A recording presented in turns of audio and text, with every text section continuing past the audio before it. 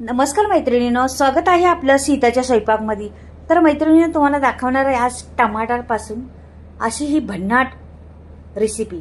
तर काय बनते पहा, टमाटापासून पण कच्चे टमाटे घेतलेले आहे। खूप छान लागणारी ही रेसिपी आहे, नक्कीच पहा। काय बनणार आहे पुढे या टमाटरचं तेच नक्की तुम्हाला कळेल।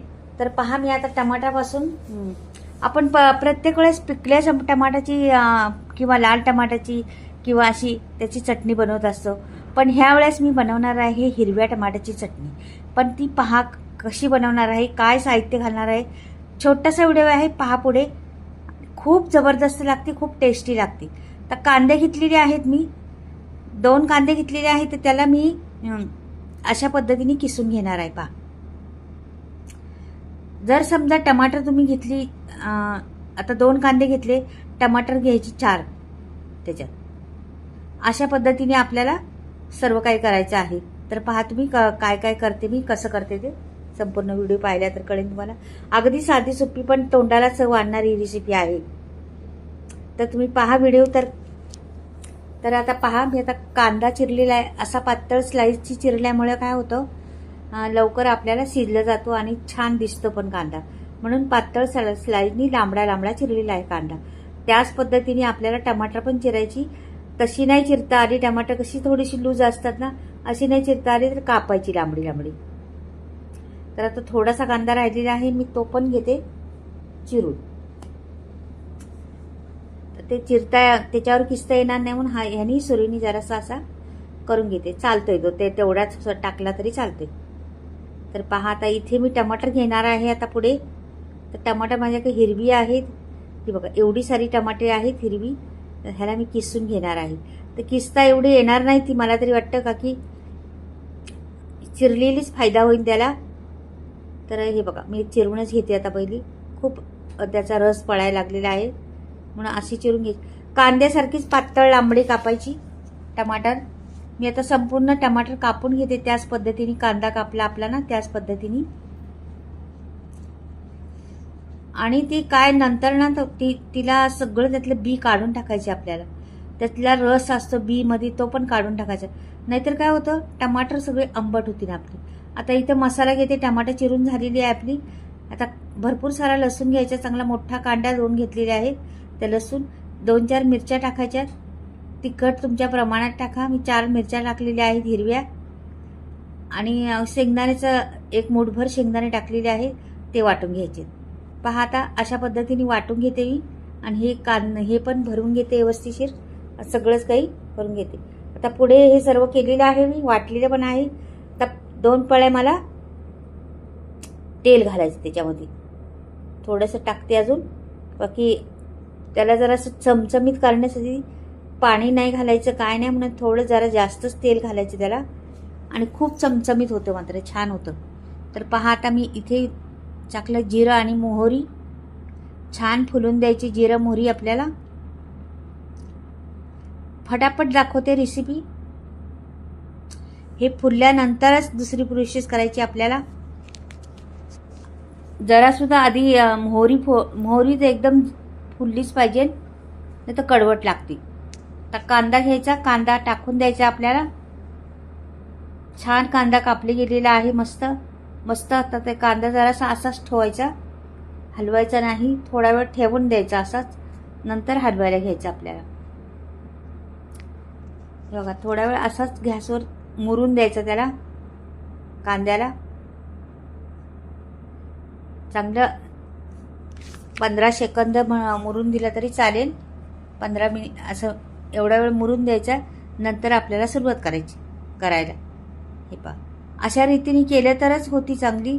काही काही गोष्टी अशा टीप असतात, त्या लक्षात ठेवण्याजोग्या असतात। हे बघा, आता मी हलवते, म्हणजे खालची बाजू छान करपली का वरची बाजू लगेच होती आणि पटकनी होती।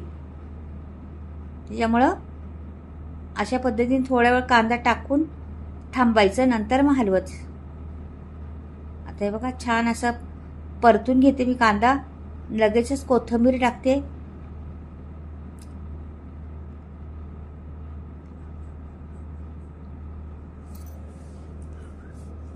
कांदा आपला ट्रान्सफर होतपर्यंत त्याला हलवत राहायचंय। हे पहा,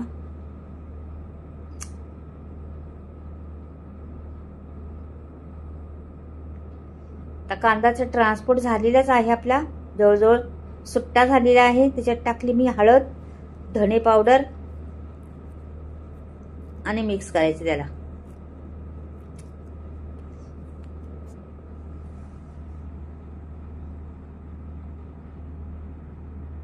आता हे वाटण वाटलेलं आहे ना आपण, ते शेंगदाणे आणि लसूण मिरच्या हे सर्व टाकलेलं वाटलेलं होतं ना, त्याला त्याच्यात घालायचं आणि परतून घ्यायचं छान. एवढी जबरदस्त लागते ही टमाटरची चटणी ना, एकदा बनवून पहा मैत्रिणींनो, खरंच खूप छान लागते. पण पद्धत ही करायची पद्धत ठेवा. थोडा वेळ असं थांबायचं, नंतर परत करायचं चालू. थोडा वेळ थांबायचं म्हणजे काय होतं, त्याची प्रोसेस ह्या टमाट्याच्या चटणीची वेगळ्या प्रोसेसनी मी भाजली जाते, वेगळ्या प्रोसेसनी होती, त्याच्यामुळे चव आणखीन वाढते. म्हणून मी तुम्हाला सांगते त्या पद्धतीने करा. बघा आता करपायला लागलेले आहे. जे मी एक बाजू थांबवते, नंतर परत थोडा वेळ थांबते, नंतर परत चालू करते. तर ही टमाटर सगळी बी काढून घेतलेली आणि ही सोडून दिलेली आहे तिच्यात. पहा चव त्या टमाटरला खूप चव येते. मस्त असं परतून घ्यायची.